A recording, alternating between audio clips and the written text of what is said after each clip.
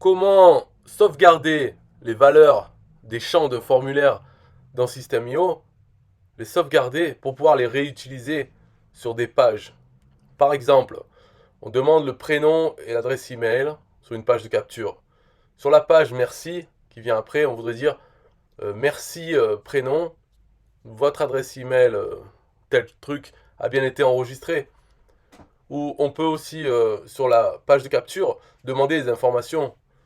Par exemple pour du sport ou quoi, on peut dire quel est votre poids et, euh, et d'autres choses quoi. Ou quel est votre objectif de poids et garder ces informations pour pouvoir ensuite présenter une page dans laquelle ça calcule BMI, là, Body Mass Index. Ça le dit, est-ce qu'il est en surpoids ou proposer différents programmes en fonction de ses objectifs, des trucs comme ça, pour pouvoir réutiliser ces informations sur une page. Donc, pour faire ça, bien sûr, bon, il n'y a rien disponible dans System.io, mais avec un script, on peut le faire. Donc là, je vous ai mis un script assez générique. Donc vous faites votre page de capture normale et les champs là.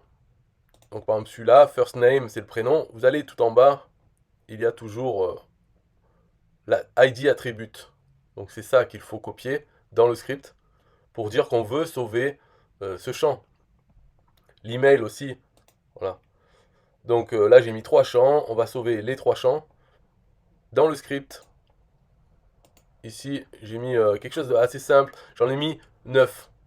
Comme ça suffit pour la plupart des choses. Si on n'en veut qu'un seul, il suffit de laisser vide.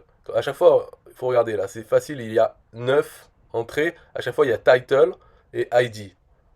Donc title, c'est James Info 1, James Info 2, James Info 3, 4, 5, 6, jusqu'à 9. Et dans ID, il faut qu'il y ait l'attribut ID du champ qu'on veut sauver. Alors, c'est quoi James Info 1? C'est le mot qu'on va utiliser ensuite sur la page merci et il sera remplacé par la valeur que les gens ont rentrée. Donc James Info 1, si je mets l'ID du champ prénom, James Info 1, ça sera le prénom de la personne. Donc ça, bien sûr, on se le fait à l'avance en fonction de la page de capture qu'on fait. On met les attributs ID qu'on veut, des champs qu'on veut. Donc là, j'ai mis dans le 1 prénom, le 2 c'est l'email, le 3 c'est le nom de la société. Et si on laisse vide, voilà, ils ne seront pas disponibles sur les autres pages. Il n'y aura rien. Donc c'est tout ce qu'il y a à remplir ici. Le reste du script, ça ne fait rien, ça s'occupe de...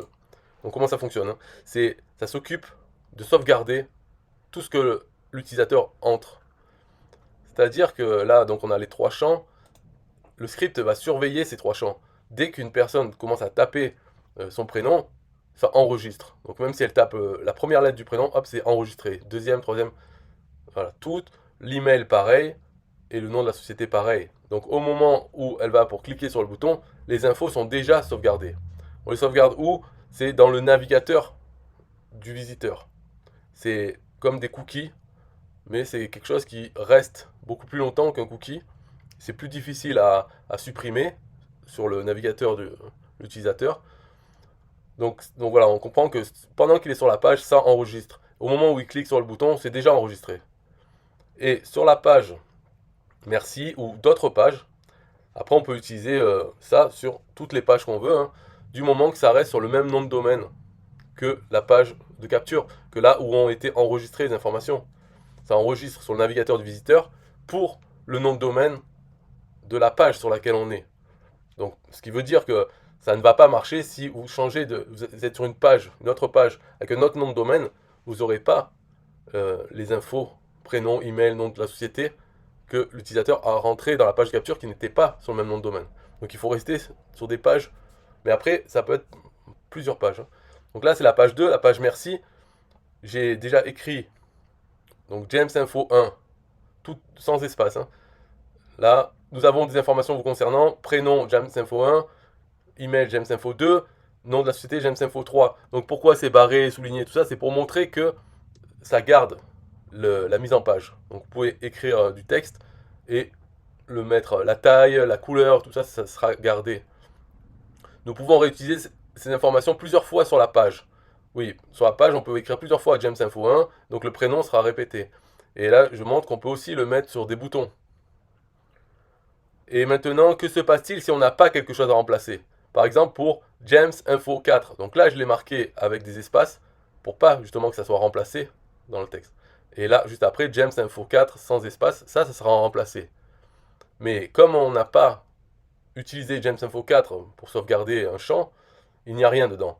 Donc dans ce cas-là, le script va mettre rien. Il va enlever ça, James Info 4, et il va mettre rien à la place. C'est pour pas qu'il reste, par exemple, on ne sait pas pourquoi, il y a certains champs où il n'y avait rien, pour pas qu'il affiche James Info 2 ou 3, pour qu'il remplace par rien. Donc quand on écrit son texte, il faut faire en sorte que s'il n'y a pas d'information, ça gêne pas la lecture.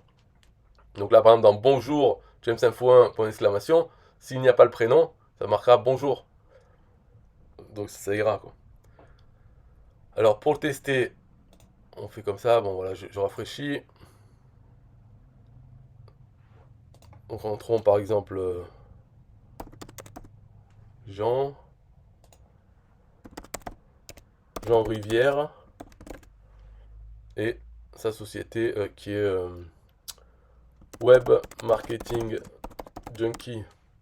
Donc là, à ce moment-là, ça a déjà enregistré les informations. Pas la peine de cliquer, mais disons qu'on arrive sur la page merci. On rafraîchit.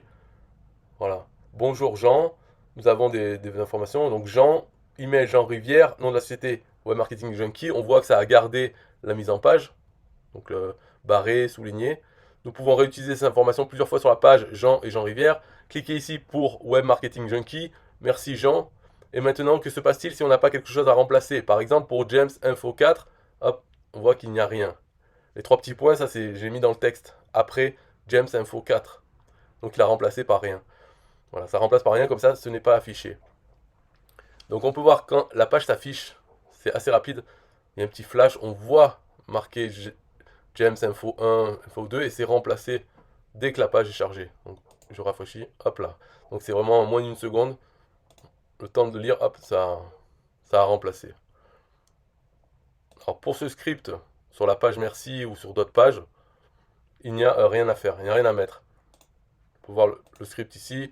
Tout ça, ça se charge de remplacer de James Info 1 à James Info 9 si c'est sur la page, si on a mis quelque chose.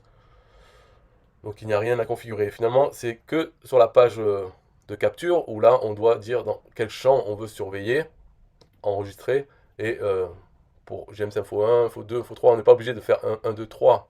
On peut utiliser n'importe lesquels, mais ceux qu'on ne veut pas utiliser, il faut laisser. Donc ici, il faut laisser le ID vide, comme ça, là, entre guillemets, rien dedans. Voilà, il suffit de faire ça, supprimer, et là, on n'enregistre que les deux, prénom et email. Voilà, c'est tout pour cette vidéo, bye bye.